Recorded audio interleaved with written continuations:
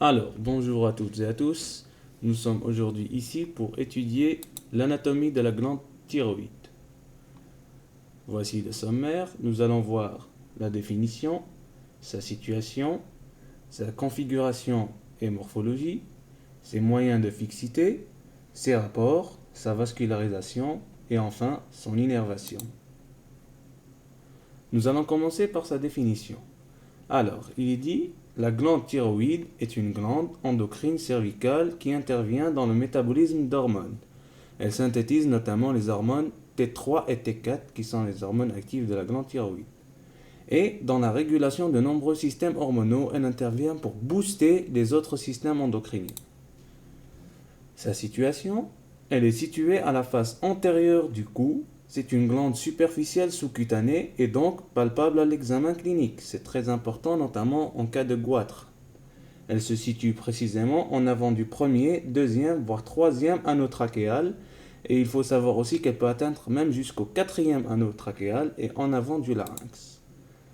Sa configuration et morphologie, la glande thyroïde est constituée de deux lobes latéraux, droite et gauche, reliés par un isthme qui présente un prolongement vers le haut appelé pyramide de l'Alouette, qui est un vestige embryologique. Lors du développement embryonnaire, c'est comme une cicatrice.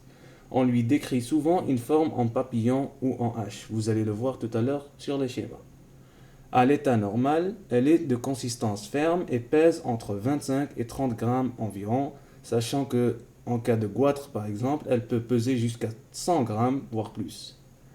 Les lobes droit et gauche sont situés verticalement de part et d'autre du larynx et présentent trois faces, antérolatérale, antéromédiale et postérieure. Configuration et morphologie, voici quelques schémas. Ici, nous avons une vue antérieure. Nous pouvons voir le muscle thyroïdien, le lobe pyramidal ou pyramide de l'Alouette. Voici le pôle supérieur du lobe gauche, le muscle cricothyroïdien, la face antérolatérale du lobe gauche. Ici, c'est l'isthme de la glande. Et ici, c'est le pôle inférieur du lobe gauche. Ici, nous pouvons voir le cinquième anneau trachéal. Donc, comme vous le voyez, elle peut atteindre même le quatrième anneau. Ici, sur une vue postérieure, nous pouvons voir le pharynx. Nous pouvons voir la grande corne de l'os hyoïde, la corne supérieure du cartilage thyroïde. Nous avons ici le muscle constricteur inférieur du pharynx. Ici, c'est l'empreinte de la veine jugulaire. Là, c'est l'empreinte carotidienne de l'artère carotide. Ici, tout ça, c'est la face postérieure du lobe droit de la glande thyroïde. Ici, c'est le bord postéromédial. Ici, le bord postérolatéral. Ça, c'est l'œsophage cervical. Et enfin, ici, c'est la trachée. Et ces quatre petits nodules situés en arrière de la glande sont les glandes parathyroïdes, responsables de la régulation du métabolisme phosphocalcique en sécrétant une hormone appelée parathormone ou PTH. Nous allons voir maintenant les moyens de fixité. La glande thyroïde est fixée d'abord par sa loge constituée de la gaine viscérale du cou et du feuillet profond de l'aponévrose cervicale moyenne. Deuxièmement, par les ligaments de Gruber. Il y en a deux sortes, les ligaments de Gruber médians et les ligaments de Gruber latéraux droit et gauche. Troisièmement, par les attaches vasculaires qui relient la glande à la gaine vasculaire du cou. Nous allons voir maintenant les rapports, très importants. Nous avons deux sortes de rapports. D'abord, les rapports antérolatéraux. Nous avons le muscle infrahyoïdien, le muscle sternocleidomastoïdien, l'aponévrose cervicale moyenne avec ses deux feuillets, le superficiel et le profond, l'aponévrose cervicale superficielle et la couche cutanée cervicale ou la peau du cou. Les rapports postérolatéraux, nous avons la trachée, l'œsophage, les nerfs laryngés récurrents, droite et gauche, l'espace rétroviscéral, l'aponévrose cervicale profonde ou prévertébrale, la chaîne sympathique cervicale, enfin les deux chaînes sympathiques cervicales, la colonne vertébrale et les muscles de la région de la nuque, la gaine vasculaire du cou qui contient l'artère carotide commune, la veine jugulaire interne et le nerf vague ou pneumogastrique.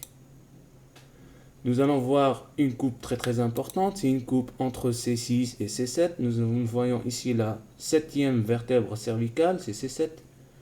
Nous pouvons voir ici tout ce qu'il y a, c'est une coupe très importante, que ce soit en radiologie ou autre. Ici, nous avons la trachée, ici, voici la glande thyroïde, là, c'est l'œsophage, là, c'est les deux nerfs, c'est le paquet nerveux, ici, il y a le muscle sternocléidomastoïdien, donc comme vous le voyez, le tissu sous-cutané, les rapports, voilà, ils sont bien visibles sur cette coupe, très importante à connaître. On passe maintenant à la vascularisation artérielle. La vascularisation artérielle de la glande thyroïde est assurée par 3 artères. Premièrement, l'artère thyroïdienne supérieure. Elle provient de la carotide externe. Deuxièmement, l'artère thyroïdienne inférieure provient du tronc thyrobicervico-scapulaire, lui-même provenant de l'artère subclavière. Et dernièrement, troisièmement, artère thyroïdienne médiane, moyenne ou artère de Neubauer ou thyroïdea IMA, elle a 3 noms, et provient directement de la crosse aortique. Nous enchaînons avec la vascularisation veineuse, le drainage veineux pour être exact. Le drainage veineux de la glande thyroïde est assuré par 3 veines calquées sur les artères. Tout d'abord, la veine thyroïdienne supérieure, elle se jette dans le tronc thyrolingo-facial qui se jette à son tour dans la jugulaire interne à hauteur de l'os hyoïde. Deuxièmement, la veine thyroïdienne inférieure se jette directement dans la jugulaire interne. Et troisièmement, veine thyroïdienne médiane, généralement au nombre de 2, elle se jette dans le tronc brachiocéphalique gauche. Nous allons voir maintenant un schéma qui va nous montrer, voilà, la vascularisation de cette glande. Voici le nerf vague ici qu'on peut voir, on va le voir tout de suite après pour l'innervation, la carotide externe, les artères et veines thyroïdiennes supérieures, elles sont là, la veine jugulaire interne, elle est richement vascularisée comme vous pouvez le voir sur ce schéma. Nous enchaînons maintenant avec l'innervation, qui est la dernière partie de ce cours. La glande thyroïdienne reçoit une innervation sympathique par des rameaux vasculaires des ganglions cervicaux supérieurs et moyens, accompagnant l'artère thyroïdienne supérieure et inférieure, et aussi une innervation parasympathique par les nerfs laryngés récurrents, qui sont très importants car si on les coupe tous les deux, il y aura une bronchoconstriction importante, voire une asphyxie chez le patient. Ici, c'est un schéma pour montrer un petit peu ces nerfs laryngés récurrents. C'est juste un petit schéma pour montrer le passage. Il passe derrière, voilà. On peut les voir. Et voilà, c'est fini pour aujourd'hui.